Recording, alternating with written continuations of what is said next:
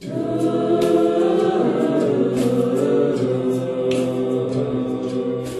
long-term impact of camp is that kids make lifelong friends.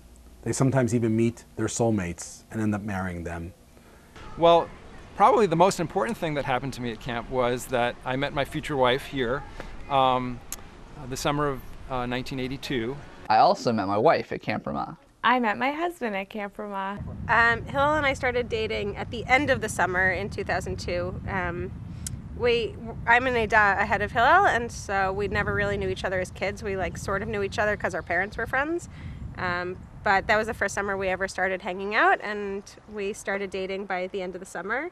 And on the last day of camp, we were like, it's too bad we're never going to stay together because I really like you. And then 10 years later, here we are, married, expecting a little one on the way, and if all goes well, he'll be, if all goes well and we win the lottery, he'll be Niv 2028. Okay. So here's the story. Debbie was a Rosh Da, I don't know which... Makshimim? No, I know it was Makshimim, but I don't know what the building is called where you were staying, whatever. She's in this building, and I was an Amitim counselor. And we were spending a little time together talking in her room. We had been dating for a significant period of time. And, you know, it's that one of those late camp nights where everybody's exhausted and you're not really thinking about what you're saying. And I turned to her and I said, you want to get married? And she turned to me and said, okay. And then we were, you know, kids at the time, and we looked at each other and said, oh my God, what did we just do? So we came up with a plan, which I thought made perfect sense. We were going to pretend that each of us asked the other one if they wanted to get married at the same instant. And we each had 24 hours to think about it in case either one wanted to back out, you know, and no one would have hurt feelings. And it was a great idea, right? So I go back to my bunk, and the kids are now asleep and everything's fine. And I go to breakfast in the morning. And at announcements, this is what I hear. And Mazel Tov to David Felsen and Debbie Feinberg, who got engaged last night. And the rest is history. Well, we were working as waiter and waitress. So we had the same hours and the same time of working and free time. And it was the summer of '62 at the end of June. And I met Debbie the day after I graduated high school. So after that, it was over. The goal at Ramah was that everybody should be a community, and there were classes for everybody on staff, as well as classes for the campers, and there were these tea groups that Ray Arts helped initiate, where everything was as a group. So he really discouraged couples. And he would look at us, and he would see us holding hands and say, Yesh od zman va'od makom. And we have wonderful memories of our summer, that first summer. My mother wasn't too happy because I didn't write a lot of letters. Actually, the first 3 weeks we were together, all of our campers were asking questions, and we used to say that we were just friends. So they made up a song, Debbie v'Wali, Wali v'Debbie, Rak Chaverim b'Machane Ramah. So I grew up going to camp as a camper from Solim to Mahon, and then I worked on staff, and I was a counselor. And then when I was my first year as a counselor, Fred and I were in the same Ada, which was Solim, and we met on Vad Tefillah. It's true, yes. That was 1996. So Michelle, and I were the only two people, right? The only two people? I think it was only us on Vad Tefillah. We worked on Vad Tefillah. Very long story short. We got together, but there were some all kinds of things in between. The previous summer. Well, right, when we were on Vad Tefillah, we were dating. Correct. As well. Right, exactly. But then when we left camp, we went off to college, we weren't dating. Right. We won't bill you for the therapy charges that we're getting for free here on this, so it's all good.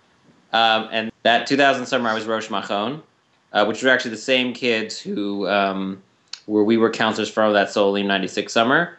Michelle was Rosh Makshimim. We already were engaged at that point? Yes. Is that right? Yes. But we did like a rehash of it, because we actually got engaged outside her bunk Memorial Day weekend, I think, of that year. It was A17? Yes. 17, bunk 17. Yes. But we rehashed that in a famous part of the shtick near the end of the summer. Yeah, in the Khadar. Right, so there's a kind of a famous picture where Josh has where I stood on a golf cart and re-proposed to Michelle, but then I broke the golf cart, which the director that summer, Shelley Dorff, wasn't really a big fan of, but we actually recreated that moment there. And then we got married the following summer, 2001. I went to Camp Ramah, and then I met Beth my first summer, and things progressed. We were counselors in the same Eidah. We were actually Solalim counselors. We were friends. That first summer we didn't date. We were just friends, and we were both dating other people. And then the next summer we decided to just give it a shot. So we met in the summer of 2003. I was Sgan Rosh Amitzim, and Emily was a counselor in Amitzim. And it was a great staff. We worked really well together, and the two of us and a couple other people from that staff who we're still very close with would often basically hang out in the Moadon, just processing our experience and doing watercolor paintings and listening to music pretty much every night. And I remember quite clearly one particular staff meeting that we were having that was a really challenging staff meeting. Toward the beginning of the summer, we had a really difficult camper in the TICFA program that summer. We had to meet as a staff to decide whether that camper was going to stay in camp or if we were going to have to send that camper home. And it was really difficult. It was very emotional for all of us. And I remember being an ally in David and thinking that, like, I really wanted to make it work for this camper. Like, I knew that we could do it, that it was going to be a great summer. Like, she just needed some help adjusting to camp. And I remember feeling like David was like my ally in the room, and he was also advocating for that particular camper. And that was when I knew I was interested in David. He was such a mensch. There were quite a lot of Ramah alums and Ramah people who identify closely with Ramah at our wedding. And in addition to that, our chuppah was carried by 4 of the TICFA campers who we worked with for many years and are very close with. And in 1986, I got on a plane in Atlanta, Georgia to fly out for my first summer at Camp Ramah in New England and never looked back. Solalim through Nivonim to Ramah Seminar in Israel and 2 summers on staff. My last summer on staff was an especially meaningful one. My good friend from camp recruited his best friend from home to come to be a counselor with him. That counselor was Brian. So we met at Ramah, but we were 2 Eidot apart. I'm 2 years older than Rachel is, and as anyone who's spent time at Ramah knows, in camp years that may as well be a decade. So we definitely remember knowing who each other were as campers, but we probably didn't really form a friendship until my junior counselor summer at Ramah when Rachel was in Nivonim, and my best friend Paul Tritter was coaching the girls softball team. Of which, excuse me, Rachel was one of the players. So I used to hang out and help Paul with practice sometimes. And I do recall, playing some one-on-one basketball with Dave. I remember definitely spending time with Paul and Dave. We didn't actually start dating until years later. We kept in touch on and off throughout college. And then when Rachel came to Boston for grad school, actually the same friend, Paul Tritter, put us back in touch, and we started hanging out, and that was that. I guess you'll get to interviewing my parents, but they met at Camp Ramah, so because of that, it really is part of the fabric of the family. I once went up to camp to visit my sister, whose husband was director of the camp, and that weekend I met San, and had no intention of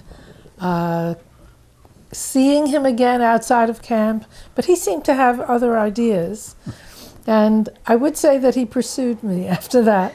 The following year I came back as his assistant on the waterfront. I was head of the waterfront, and I had a choice of a